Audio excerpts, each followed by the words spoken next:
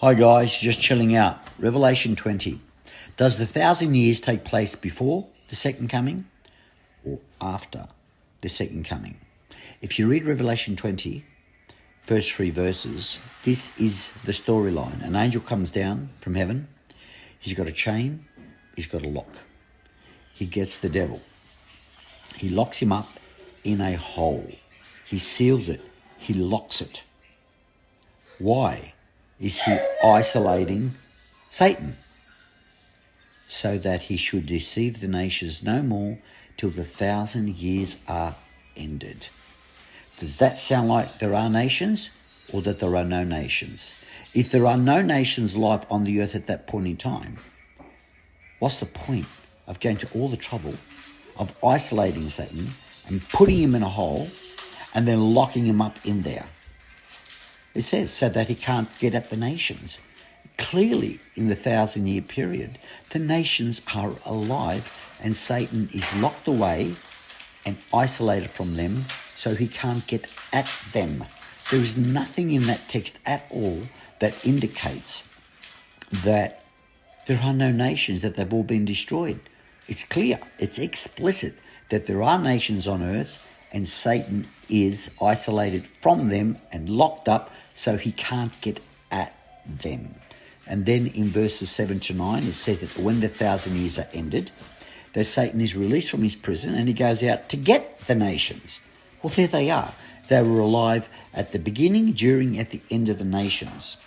So, if the 1,000-year period takes place after the second coming of Christ, then we have insurmountable problems. Because in Revelation 19, 11 through to 21, especially verses 15 and verse 20, we read that the nations are fully deceived before Jesus comes. They've been deceived in verse 20 by the beast and the false prophet. So, here is the problem. If the nations are fully deceived by the time of the second coming and they are slain by the sword that comes out of his mouth, because they've been deceived by the beast and the false prophet, how can this fully deceived people at the second coming of Jesus then not be deceived for 1,000 years afterwards, and they'll be deceived at the end of that 1,000 years? They're fully deceived at the second coming and slain because they've been deceived by the beast and the false prophet, and then there's a 1,000-year period that fully deceived people are no longer fully deceived.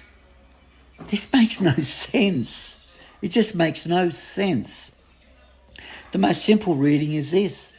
The 1,000-year period is the period that the nations are not deceived. They are deceived at the end of the 1,000 years. That's the second coming. Because we read in chapter 19 that the nations are deceived at the second coming and slain because they are deceived. During the 1,000 years, they're not deceived. At the end of the 1,000 years, they are deceived. And that's the second coming of Jesus. This means that the 1,000-year period is a period of time, symbolic period of time, that takes place leading up to the second coming of Christ. Now that makes sense. If this represents Christian history, the Christian era, then that's now.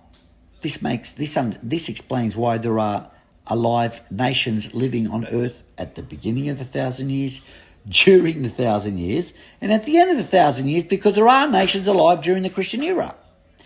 The nations are deceived by the time of the second coming. They are deceived at the end of the 1,000 years. At the second coming, they are so deceived that they battle with Jesus. And in Revelation 27 to 9, at the end of the 1,000 years, they are so deceived that they make battle with Jesus again. It's the same battle. Revelation 20 simply repeats events that lead up to the second coming of Christ. It's very simple. God bless you.